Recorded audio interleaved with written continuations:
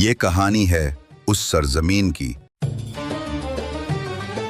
जिसने अंधेरों में डूबी दुनिया को इल्म दिया मगर खुद रोशनी के बावजूद मिट गई।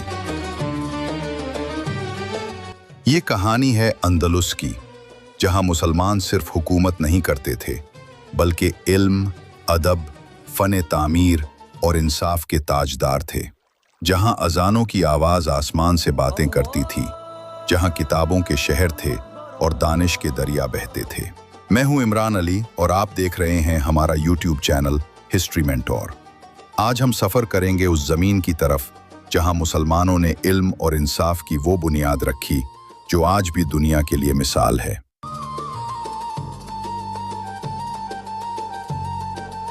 कहा जाता है कि जब यूरोप अंधेरों में डूबा हुआ था, जब लोग चर्च के हुक्म के बिना सांस नहीं ले सकते थे, तब एक जगह थी जहां इल्म ही खुदा की इबादत था, जहां मुसलमान हुक्मरानों ने कुरान की रोशनी से इंसानियत को जला बख्शी, और वो जगह थी स्पेन का अंदलुस। ये सब शुरू हुआ 8वीं सदी में, जब तारिक बिन जियाद नामी एक बहादुर जनरल अपने लश्कर के साथ समुंदर पार करके स्पेन की सरजमीन पर उतरा।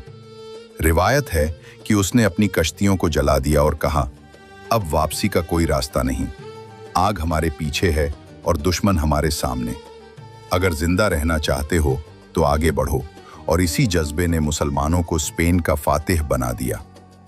अंदलुस में इस्लाम का सूरज चमका तो उसकी रोशनी सिर्फ मस्जिदों तक महदूद न रही। मदरसे बने, लाइब्रेरियां खुलीं और इल्म का ऐसा दरिया बहा कि दुनिया हैरान रह गई। कुर्तुबा का शहर दुनिया का सबसे रोशन और महजब शहर था।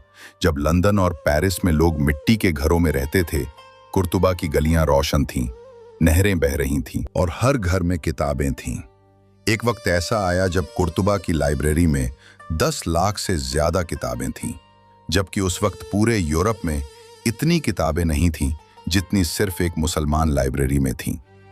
ये वो जमाना था जब मुसलमान साइंसदान फल्कियात, तिब और फलसफे में दुनिया से आगे थे। इब्न रिश्द, इब्न ज़हर, इब्न तुफैल और अज़-ज़हरावी जैसे नाम सिर्फ मुसलमान नहीं थे बल्कि इंसानियत के मुअम्मार थे। उनके काम ने यूरोप को नई सिमत दी। उनकी किताबें तर्जुमा होकर लातीनी में पहुंचीं और इन्हीं से यूरोप की रेनाइसां यानी निशाते सानिया का आगाज हुआ। ये वो वक्त था जब मस्जिद कुर्तुबा के स्तूनों से इल्म की खुशबू आती थी। जहां एक आलिम दरस देता था तो बादशाह अदब से खड़ा हो जाता था, जहां औरतें भी इल्म हासिल करतीं, जहां इंसाफ सबके लिए बराबर था और जहां हाकिम और आवाम एक ही सफ में खड़े होते थे। मगर तारीख का पहिया कभी एक जगह नहीं रुकता। जब मुसलमान दौलत और शान और शौकत में उलझने लगे, जब इल्म की जगह फख्र ने ले ली और इत्तेहाद की जगह तफरका आ गया, तो अंदलुस का सूरज ढलने लगा। बादशाहतें छोटे छोटे हिस्सों में बट गईं। कुर्तुबा, गुरनाता, तली, तिला, हर शहर एक अलग रियासत बन गया और दुश्मन ने इस कमजोरी का फायदा उठाया। कास्तिलिया, अरागोन और दूसरे ईसाई बादशाहों ने कदम ब कदम बढ़ना शुरू किया और मुसलमान पीछे हटते गए। एक एक शहर हाथ से निकलता गया, यहाँ तक कि गुरनाता बाकी बचा, जहाँ अबुल हसन अली और उसका बेटा अबू अब्दुल्लाह आखिरी बादशाह थे। गुरनाता के महलों में उस वक्त भी फनून के चर्चे थे।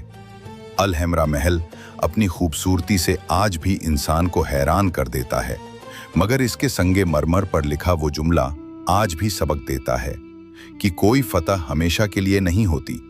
1492 में गुरनाता भी गिर गया और अंदलुस में 800 साला मुस्लिम हुकूमत का खात्मा हो गया। इसके बाद वो जुल्म शुरू हुआ जिसकी दास्तान आज भी दिल दहला देती है। मुसलमानों को जबरदस्ती ईसाई बनाया गया, कुरान जलाए गए, मस्जिदें गिरजाघर बन गईं और इल्म के वो खजाने जो इंसानियत का असासा थे राख में बदल गए। मगर सवाल ये है कि इतनी अजीम तहजीब कैसे मिट्टी में मिल गई? क्या दुश्मन ताकतवर था या मुसलमान खुद कमजोर हो गए थे? क्या इल्म के चराग बुझ गए थे या इत्तेहाद की शमा गुल हो गई थी?